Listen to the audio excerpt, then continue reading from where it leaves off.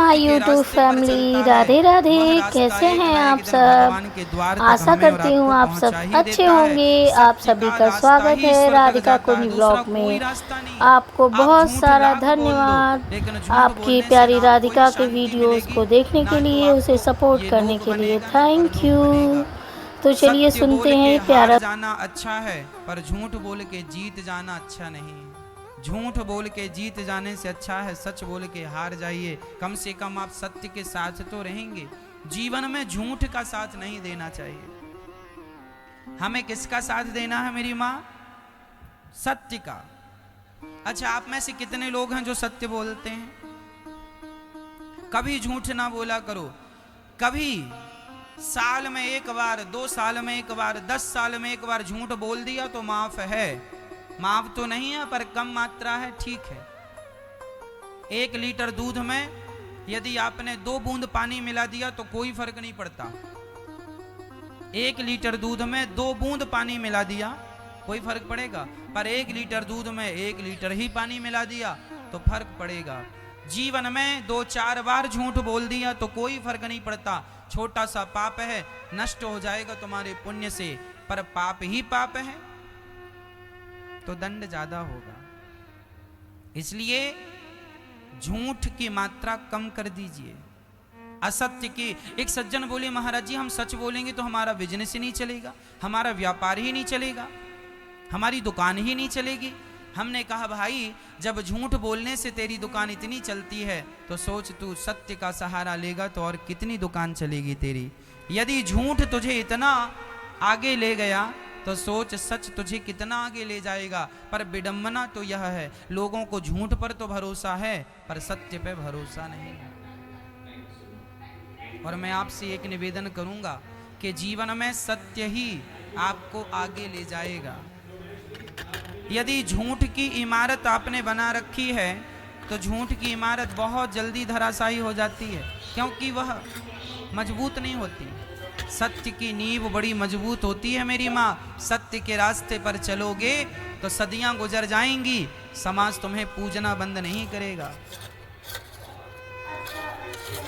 यदि झूठ के रास्ते पर चलोगे, रावण झूठ के रास्ते पर चलता था, राम जी सत्य के रास्ते पर चलते थे। सत्य के रास्ते पर चलते थे तो लोग मंदिर बना के पूजते हैं, और झूठ के रास्ते पर रावण चलता था तो गली गली पुतले जलाए जाते हैं। यह है झूठ का परिणाम।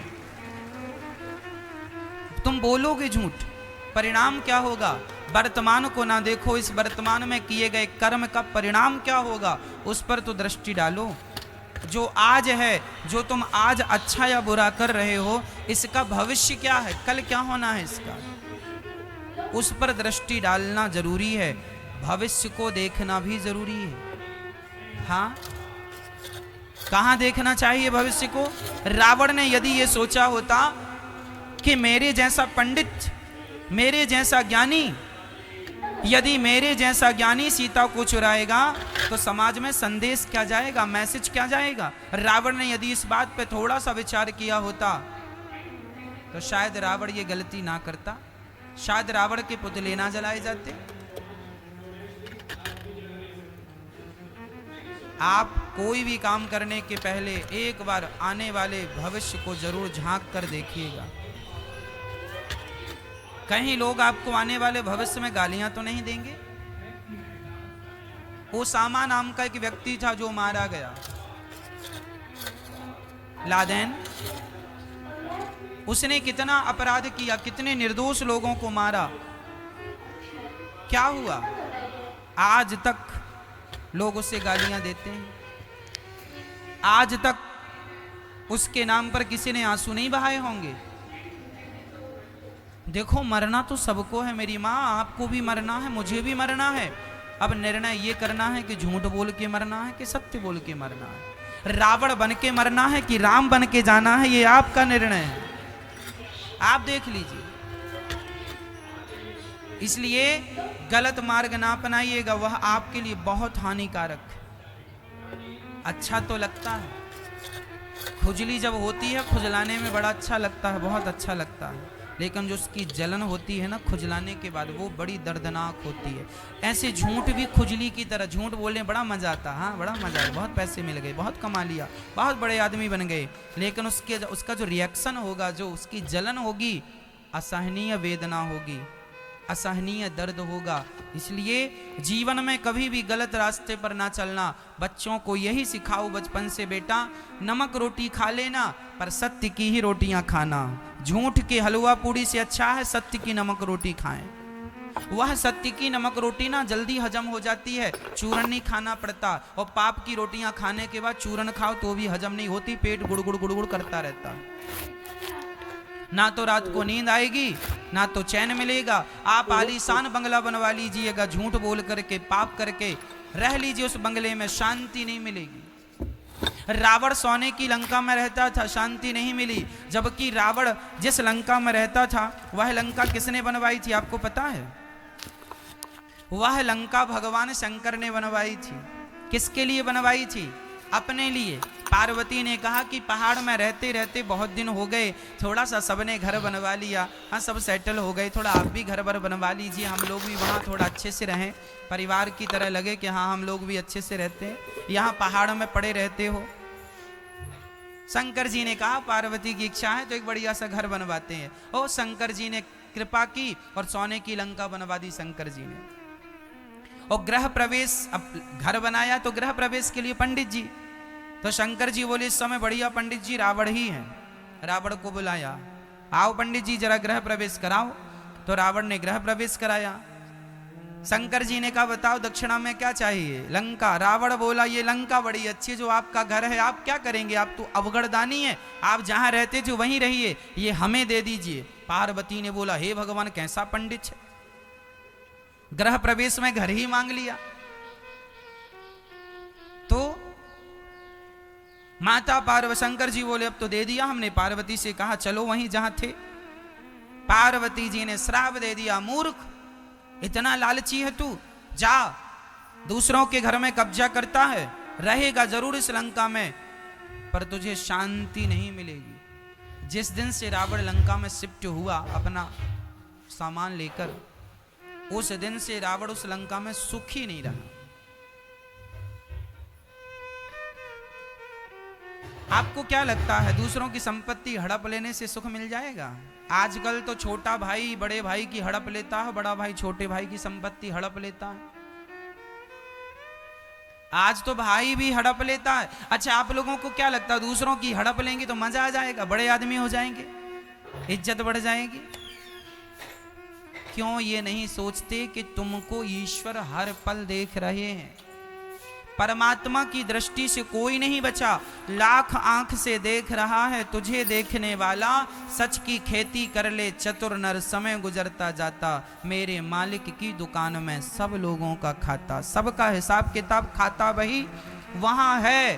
तुमने कितना अच्छा और कितना बुरा किया है, इसलिए बुरा ना करना किसी के साथ, भाई के साथ भी ना करना, जमाने के साथ भी, दुश्मन के साथ भी बुरा ना करना, ईमानदारी से। हमारे यहाँ तो दुश्मनी भी ईमानदारी से निभाई जाती है। छाती पे वार तो करना, पीठ पे प्रहार ना करना। हमारे यहाँ दुश्मनी भी ईमानदारी से निभाई जाती है, नहीं हाँ या ना? बोलो हाँ या ना? हमारे यहाँ दुश्मनी भी ईमानदारी से निभाई जाती है, दुश्मनी में भी सत्यता होती है। हमारे यहाँ लोग कहते हैं दुश्मन के पीठ पर वार नहीं करना है, छाती पे सामने से बता के कि मैं आ रहा हूं। पाप तो यहां भी है यदि पीठ पर वार कर दिया। इसलिए मनुष्य का धर्म है परोपकार करना, सत्य बोलना। इस रास्ते से कभी हिलिएगा मत। सत्य के लिए ये भारत कौन सी धरती है जरा सुनिएगा। सत्य के लिए हम लोग बिक जाने वाले लोग हैं। राजा हरिश्चंद्र बाजार में बिक जाते हैं, राजा हरिश्चंद्र की पत्नी तारा बाजार में बिक जाती है, हरिश्चंद्र का बेटा बाजार में रोहित नाम का बिक जाता है, लेकिन अपने सत्य को नहीं छोड़ता। ये भारत की धरती है जहां अपने आप को बेच दिया जाता है, लेकिन उस हाल में भी सत्य को नहीं छोड़ा जाता। राजा हरिश्चंद्र ने अपनी पत्नी को बेच दिया, अपने आप को बेच दिया, किसके लिए? सत्य के लिए। मोरध्वज नाम के एक राजा थे। उन्होंने अपने बच्चे को आरे से चीर कर दान दिया था। सत्य कितनी बड़ी चीज है शायद आप नहीं जानते। गोस्वामी जी लिख रहे हैं, सत्य बराबर तप नहीं, झूठ बराबर पाप। सबसे बड़ा पाप क्या है? झूठ बोलना। और आज लोग झूठ ही बोल रहे हैं। एक राजा थे, उनका नाम था मोरध्वज। यह द्वापर युग के अंत की बात है। जब द्वापर युग में महाभारत का युद्ध हो गया, धर्मराज युधिष्ठिर राजा बन गए और राजा बन के उन्होंने प्रजा को खूब भंडारा किया, भोजन प्रसादी कराया, लंगर चलाया, यज्ञ किया, सबको संतुष्ट किया दान दक्षिणा देकर। तब अहंकार से अर्जुन ने अंगड़ाई लेते हुए श्री कृष्ण से कहा, श्याम सुंदर बताओ कैसे धरती में हमारे भाई से बड़ा कोई दानी है?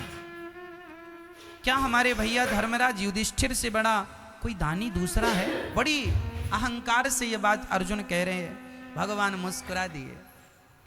भगवान ने कहा, अर्जुन तुम्हारे भाई का नाम तो लिस्ट में सबसे नीचे है। अरे नीचे? तो जरा हमें लिस्ट चेक कराओ, सबसे ऊपर किसका नाम?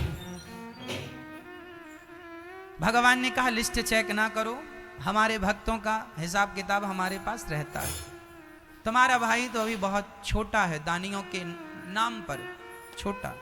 अच्छा तो बड़ा कौन है? जिद कर ली अर्जुन ने, हमें बताओ कि सबसे बड़ा दानी कौन है। भगवान ने अपनी लिस्ट पकड़ा दी, देखा तो सबसे ऊपर नाम था मोरध्वज का। इस दुनिया में बड़े बड़े दानी हुए हैं मेरी मां। उन दानियों में दानवीर कर्ण भी हैं, दानवीर हरिश्चंद्र भी हैं, लेकिन इन सबके दान से श्रेष्ठ दान मोरध्वज का दान है। ये मोरध्वज ने आखिर क्या दान कर दिया? चर्चा लंबी है। जब अर्जुन ने देखा कि मोरध्वज नाम का व्यक्ति है, उसका नाम, अर्जुन ने कहा, महाराज मैंने तो इस आदमी का नाम भी नहीं सुना। यदि दानी होता तो मेरे कानों में इसका नाम कभी ना कभी तो पड़ता। भगवान बोले, ये दानी जरा गुप्त में रहता है, छिपा करके देता है, इसे जान पाना संभव नहीं। अर्जुन बोले, मैं परीक्षा लेकर देखूंगा कि सच्ची दानी है कि आप पक्ष ले रहे हैं भक्त का। भगवान बोले, देखो मुझे तो उस पर कोई संदेह नहीं है, सच्चा दानी है। तुम्हें फिर भी संदेह है, चलो परीक्षा ले लो। अर्जुन, कृष्ण और यमराज जी को बुलाया गया। अर्जुन और कृष्ण ने ब्राह्मण का रूप बनाया, यमराज को शेर का रूप बना दिया। शेर बन गए, बूढ़ा सा शेर बन गए यमराज जी। अर्जुन और श्री कृष्ण पंडित जी बन के गए। भिक्षाम देही, भिक्षाम देही। मोरध्वज के दरवाजे में जाकर जब भिक्षा मांगी, मोरध्वज निकल के आए। ब्राह्मण देवता आए हैं, देखो घर में ब्राह्मण आए तो बड़ा सम्मान किया करो, बड़ा आदर किया करो, ना जाने किस रूप में नारायण मिल जाए, है ना। सम्मान किया मोरध्वज ने, चरणों को पखारा, चरणों को धोए, चरणों को धोकर बिठाया, आरती उतारी, पूजा की। और मोरध्वज ने कहा, महाराज ये बताइए आपका आगमन क्यों हुआ है? मैं आपकी क्या मदद करूं, क्या सेवा करूं, बताइए। ब्राह्मणों ने कहा, राजन आज हमने सुना है तुम बहुत बड़े दानी हो। अच्छा, मोरध्वज का नियम था कि पहले जब तक किसी को दे नहीं देते थे तब तक वह अन्न भी ग्रहण, जल भी ग्रहण नहीं करते थे। दान देकर ही वह कुछ खाते और पीते थे। आज ब्राह्मण आए हैं, क्या देना चाहिए? जो आप मांग लेंगे सो दे देंगे। अच्छा तो फिर एक काम कीजिए ना। ब्राह्मणों ने कहा, यदि देना हो तो हाथ में जल लेकर संकल्प लो। ऐसा तो नहीं कि हम मांगे और आप मुकुर जाओ, इसलिए पहले संकल्प। अच्छा, मोरध्वज ने कहा, जो मैं कह देता हूं वह करता हूं, प्राण जाए पर वचन न जाए। आपको फिर भी यकीन नहीं है तो एक काम कीजिए, ये रहा संकल्प। हाथ में जल लेकर के संकल्प कर दिया, जो आप कहेंगे मैं दूंगा। संकल्प छूट गया। अब ब्राह्मणों ने कहा मोरध्वज आपने संकल्प दे दिया है, जो मांगूंगा दोगे। मोरध्वज ने कहा मेरा शीश मांग लोगे, शीश दे दूंगा, राज्य मांग लोगे, राज्य दे दूंगा, जो मांगो दे दूंगा। ब्राह्मणों ने कहा ना तेरा शीश चाहिए, ना तेरा राज्य चाहिए, फिर क्या चाहिए? कह दिया ब्राह्मणों ने महाराज मेरा शेर बाहर खड़ा है, महीने भर से भूखा है, बूढ़ा हो गया है, दांत गिर गए हैं, कुछ खा नहीं पा रहा है, उसके लिए जरा से मांस की व्यवस्था कर दीजिए, मांस दे दीजिए। मोरध्वज ने कहा बस इतनी सी बात? अरे मांस चाहिए, मैं अपना मांस देता हूं, आपका शेर कितना खाएगा? देखो मांस, राजा में आपका मांस नहीं ले सकता, आपका मांस जरा कड़ा हो चुका है, बूढ़ा शरीर है आपका। मैंने सुना है आपका एक छोटा सा बच्चा है। अच्छा, मोरध्वज का एक ही बेटा था, नाम था ताम्रध्वज। अभी केवल 6 साल की आयु थी, 5 से 6 साल का बालक था, छोटा सा था। बहुत पूजा पाठ करने के बाद, बहुत प्रार्थनाएं करने के बाद विधाता ने यह बेटा दिया था। ब्राह्मण कह रहे हैं कि आप अपने बेटे का मांस हमारे शेर को डालो, शेर बूढ़ा हो गया है, दांत टूट गए हैं, तो वह कड़ा मांस नहीं खाता, बच्चों का मांस जरा कोमल होता है, तो बच्चे का मांस दीजिए। पर शर्त एक और है। क्या शर्त है? बोले हमारे शेर के दांत नहीं है तो वह मांस फाड़ नहीं सकता, तो आपको ही अपने बच्चे के टुकड़े टुकड़े करने होंगे, आपको बच्चे को फाड़ कर देना होगा, क्योंकि वो तो फाड़ नहीं सकता, उसके तो दांत टूटे। अब तो मोरध्वज के पांव के नीचे से जमीन खिसक गई, परंतु वचन दिया था। मोरध्वज के सामने सबसे बड़ा संकट यह था कि यदि मैं बेटे को जबरदस्ती पकड़कर मार डालता हूं तो बाल हत्या लगेगी, किसी को भी मारना हत्या है। यदि मैं बच्चे को मार देता हूं तो हत्या लगेगी, और नहीं देता तो जो मैंने वचन दिया है वचन मिथ्या हो जाएगा। धर्म संकट में पड़ गए मोरध्वज। तभी उनका वह नन्हा सा बालक 5 वर्ष का दौड़ा दौड़ा आया, पिताजी मैंने सब सुन लिया, आप यही सोच रहे हैं ना कि मेरी मर्जी है या नहीं? पिताजी ये लो मैं खड़ा हो गया।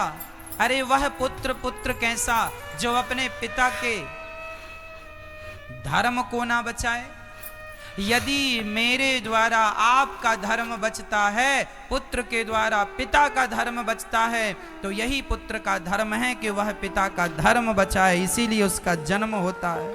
मैं आपके धर्म की रक्षा के लिए मैं अपने प्राणों का बलिदान दे सकता हूं पिताजी, आपका वचन मिथ्या ना हो। यदि आज आपका वचन टूट गया तो आपका धर्म चला जाएगा, और बेटे के रहते बाप का धर्म चला गया तो बेटे का होना व्यर्थ है। अरे पिता के धर्म की रक्षा पुत्र ना करेगा तो कौन करेगा? बेटा खड़ा हो गया, आरे की व्यवस्था की गई। जब रानी को पता चला मोरध्वज की पत्नी को कि बच्चे को आरे से चीरना है, आरा जो लकड़ी को चीरता है आरा, ताम्रध्वज खड़ा है, एक तरफ रानी एक तरफ राजा। रानी के तो हाथ कांप रहे हैं, कौन सी माँ होगी जो अपने बच्चे के शरीर में आरा चलाएगी? माँ थर थर कांपने लगी, रोने लगी, बच्चे को हृदय से लगा लिया, चूमने लगी, गालों को माथे को चूम कर हृदय से लगा लिया। बेटा ये क्या हो रहा है? तब ब्राह्मणों ने कहा देखो देवी, समय कम है, शेर भूखा है, जल्दी से आरा चलाओ, यदि तुम अब आंसू बहाओगी तो हम यहां से चले जाएंगे, और हम चले गए तो इनका दिया हुआ वचन मिथ्या हो जाएगा। इनका सत्य आज तक टूटा नहीं, इनका वचन आज तक टूटा नहीं, और यदि आप आंसू बहाओगी तो कहीं आपके आंसुओं के कारण आज इनका वचन टूट ना जाए, मोरध्वज का वचन ना टूट जाए। रानी ने अपनी आंखों के आंसू पोंछे, बेटे को बीच में खड़ा किया, बेटे ने मां की तरफ देखा, मां पुत्र की रक्षा मत करो, मां धर्म की रक्षा करो। यदि आज पिता का वचन टूट गया, पिताजी ने जन्म से लेके आज तक कभी झूठ नहीं कहा, यदि मेरा बलिदान नहीं दिया आपने, तो पिता का पहली बार वचन टूट जाएगा। और मैं आपसे कहता हूं मां, पुत्र मर जाएगा तो फिर वापस आ सकता है, पुत्र चला जाएगा तो वापस आ सकता है, पर धर्म चला गया तो वापस नहीं आएगा। इसलिए पुत्र की रक्षा नहीं, आज धर्म की रक्षा कीजिए। धर्मो रक्षति रक्षिता। खड़ा हो गया बेटा, सिर पे आरा रखा गया, एक तरफ रानी ने एक तरफ राजा ने पकड़ा और बस आरा चलाने ही जा रहे थे कि उस नन्हे से बच्चे ने आवाज लगाई, माँ एक पल के लिए रुक जाओ। दौड़ कर गया, रुई लेकर आया, माँ के कान में रुई लगा दिया, पिता के कान में रुई। माँ ने कहा, पुत्र ये रुई कान में क्यों? माँ जब आप आरा चलाओगी ना तो मैं चीखूंगा, चिल्लाऊंगा, शायद मैं दर्द के कारण बहुत जोर से चीखूं और मेरी चीख यदि आपके कानों में चली गई तो आप आरा चलाना बंद कर दोगी माँ। और आरा चलाना बंद कर दिया तो पिता का धर्म संकट में पड़ जाएगा। इसलिए कानों में रुई लगा रहा हूं कि मैं कितना भी चीखूं, कितना भी चिल्लाऊं, पर आप आरा चलाना बंद मत करिएगा। कान में रुई लगा दिया, खड़ा हो गया, आरा चलाना स्टार्ट किया। खून की पिचकारियां दीवारों में जाने लग गईं। माँ के माथे पे खून आने लगा बच्चे का, पिता के माथे पे खून आ गया, चारों तरफ रक्त ही रक्त बिखर गया। और देखते ही देखते वह बच्चा 2 भागों में फट गया। सिर से आरा चलाया, 2 भागों में फट गया। ब्राह्मणों ने कहा, इसका दाहिना अंग ले जाकर मेरे शेर को डाल दो और इसका बायां अंग ले जाकर गटर में फेंक दो। जब ये गटर की बात आई तो मां की आंखों में आंसू आ गए। ब्राह्मणों ने कहा, आपसे मना किया था कि रोना नहीं है। महाराज मैं इसलिए नहीं रो रही हूं कि पुत्र चला गया। फिर क्यों रो रही हो? महाराज इसका एक भाग आपने शेर को डालने को कहा, दूसरा फेंकने को। एक खाएगा तो दूसरा भी खिला दीजिए, कम से कम बच्चे का पूरा शरीर किसी के काम तो आएगा, गटर में यूं ही पड़ा रहेगा। इसका एक अंग आपके काम आ गया, इसका दूसरा अंग आपके काम नहीं आ सका, इसलिए मेरी आंखों में आंसू आ गए। ब्राह्मणों ने कहा, अच्छा ठीक है। भगवान श्री कृष्ण ने कहा, हमें भूख लगी है, जाओ भोजन बनाओ। राजा रानी ने स्नान किया और उसी हाल में भोजन बनाया। अब देखिए जरा, ये भारत की सच्ची घटना, घटी हुई घटना है। जैसे गुरु गोविंद साहब के 2 बच्चों को दीवार में चुनवा दिया गया था, ये केवल कहानी नहीं है, ये इतिहास की सच्ची घटना है। उसी प्रकार ये भी सच्ची घटना है। ये केवल कल्पना नहीं है, कहानियां नहीं है, ये घटी हुई घटनाएं। श्री भगवान ने कहा भोजन कराओ। दोनों ने भोजन बनाया और जब थाली सामने आई, भोजन जब भगवान ने ग्रहण करना शुरू किया, रोटी तोड़ी और वापस रख दी। राजन, हम आपके घर भोजन नहीं करेंगे। क्यों महाराज?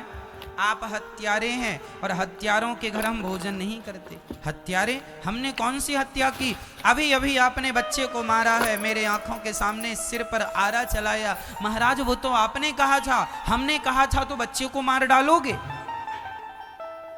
महाराज सत्य के लिए, अरे अच्छा, अपने सत्य के लिए बच्चे की जान ले ली? तुम हत्यारे हो, कुछ भी कहो, हम तुम्हारे घर भोजन नहीं करेंगे, जा रहे हैं। और ब्राह्मण जब जाने लगे, मोर ध्वज रोने लगे। पहली बार मेरे द्वार से कोई ब्राह्मण भूखा जा रहा है, पहली बार मेरे दरवाजे से कोई ब्राह्मण नाराज होकर जा रहा है। महाराज, आपके दरवाजे से जब कोई भूखा चला जाता है तो वह भूखा व्यक्ति आपका सारा पुण्य अपने साथ ले चला जाता है, लेकर चला जाता है। कोशिश कीजिएगा कि आपके दरवाजे से कोई भूखा ना जाए। यही हम गृहस्थ लोगों का परम धर्म है, अतिथि देवो भव। मोर ध्वज ने भगवान की तरफ देखा, हे विधाता, यदि मैंने आज तक किसी का अपनी वाणी से, अपने मन से, अपने कर्म से दिल ना दुखाया हो, तो हे विधाता, मुझ में ये कलंक लगा झूठा कि मैंने पुत्र की हत्या की है। हे विधाता मुझे इस कलंक से बचा लो। मैं सब सह सकता हूँ पर अपने माथे पे कलंक नहीं सह सकता। हे विधाता मेरा पुत्र मुझे लौटा दो। यदि नहीं लौटाया तो जमाना सच कहेगा, सच्ची यही कहेगा कैसा पिता था उसने अपने पुत्र को मार डाला। बेटा ताम्रध्वज, बेटा एक बार तू जिंदा होकर अपने पिता के धर्म को बचा ले। और ये कहकर मोरध्वज मूर्छित होकर गिर पड़े। तभी अंदर से दौड़ता हुआ वही बालक, वही ताम्रध्वज ज्यों का त्यों लौट कर आ गया। पिताजी मैं मर कर भी आपका धर्म बचाऊंगा और आपके धर्म के लिए जिंदा होना पड़ा सो मैं जिंदा होकर भी आपके धर्म को बचाऊंगा। दौड़ कर आ गया और अपने पिता के हृदय से लग गया। पिता ने देखा तो ना वहाँ कोई शेर था ना कोई ब्राह्मण थे, वहाँ तो भगवान श्री कृष्ण खड़े थे और अर्जुन आंखों में आंसू लिए खड़े थे। अर्जुन मोरध्वज के चरणों में गिर पड़े, महाराज क्षमा कर दो। सच्ची कहा था भगवान ने कि आपके जैसा दानी कोई नहीं है। अरे धन का दान बड़ा नहीं है, शरीर का दान बड़ा नहीं है, अपना माथा भी अपना सिर भी काट के चढ़ा देना बड़ा नहीं है, लेकिन अपने पुत्र का दान, अरे पुत्र का दान करना भी बड़ी बात नहीं है। पर पुत्र का दान इस प्रकार आरे से चीर कर कोई पिता दे सकता है तो केवल मोरध्वज हैं। मोरध्वज की आंखों में आंसू आ गए। भगवान से कहा प्रभु आप हैं क्या? आपको मुझ पर विश्वास नहीं था कि मैं आपके कभी सत्य को टूटने नहीं देने वाला हूं? भगवान ने मुस्कुराते हुए कहा मोरध्वज यदि मैं जमाने से कहता कि तू सबसे बड़ा दानी है तुझे कोई दानी नहीं स्वीकार करता, पर आज तूने सिद्ध करके बता दिया कि तेरे जैसा दानी ना भूतो ना भविष्यति, ना हुआ था ना कभी होगा। इसलिए मोरध्वज का नाम दानियों में सर्वश्रेष्ठ दानियों की लिस्ट में इनका नाम। अपने बच्चे को वारे से चीर कर दे दिया, लेकिन धर्म को नहीं जाने दिया, सत्य को नहीं जाने दिया। अब यहां मैं आपको एक सारांश सुनाता हूं। मोरध्वज ने किसकी रक्षा की? धर्म की। मोरध्वज ने किसकी रक्षा की? और धर्म की रक्षा जब उन्होंने की तो उनका मरा हुआ बेटा जिंदा हो गया कि नहीं? मरे हुए बेटे को जिंदा किसने किया? जब आप धर्म की रक्षा करते हैं तो वही धर्म जिसकी आपने रक्षा की वही धर्म आपकी भी रक्षा करता है। धर्मो रक्षति रक्षिता। यदि आप धर्म की रक्षा नहीं करेंगे तो धर्म भी आपकी रक्षा नहीं करेगा। सत्य की रक्षा आप करेंगे तो सत्य भी आपकी रक्षा करेगा। इसलिए सत्य के रास्ते पर चलना है। ये भारत वही भारत है, ये मिट्टी वही मिट्टी है जहां सत्य के लिए मर गए, मिट गए, लेकिन सत्य को नहीं जाने दिया। इसलिए प्रार्थना करता हूं 1000, 2000, लाख, 2 लाख, 10 लाख के लिए झूठ ना बोला करो। 10 लाख भी तुम झूठ बोल के कमा लोगे तो 10 लाख 10 दिन में खत्म हो जाएगा, लेकिन जो झूठ बोल के 10 लाख कमाया है वो 10 जन्मों में भी खत्म होने वाला नहीं। वह झूठ का परिणाम मिलेगा और वह दंड भोगना पड़ेगा। पैसे खत्म हो जाते हैं मां, पर पाप खत्म नहीं होता। पापों का दंड तो हमें भोगना ही पड़ता है। बच्चों को सिखाइए कि वह झूठ ना बोला करें, असत्य ना बोला करें, सदा सत्य का सहारा लिया करें, आश्रित सत्य का आसरा लिया करें। सत्य की शरण में जो रहता है, सत्य कौन?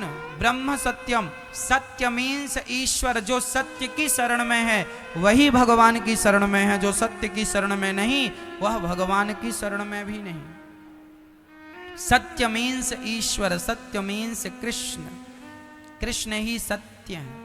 तो आप सत्य बोलते हैं मतलब आप कृष्ण का आश्रय लिए। हेलो फ्रेंड्स, तो आपको आज की कथा कैसी लगी? अगर ये कथा ज्ञानवर्धक लगी हो, अच्छी लगी हो तो अपने अपने विचार कमेंट में ज़रूर साझा करें और इस चैनल को राधिका कुंज ब्लॉग्स को ज़्यादा से ज़्यादा लोग लाइक, सब्सक्राइब और शेयर करें और इस चैनल को सपोर्ट करें प्लीज़ फ्रेंड्स। मुझे सपोर्ट की बहुत ज़रूरत है, तो आप सभी मुझे सपोर्ट करें फ्रेंड्स। राधे राधे, जय श्री राधे, और अपने अपने विचार कमेंट में लिखना बिल्कुल ना भूलें।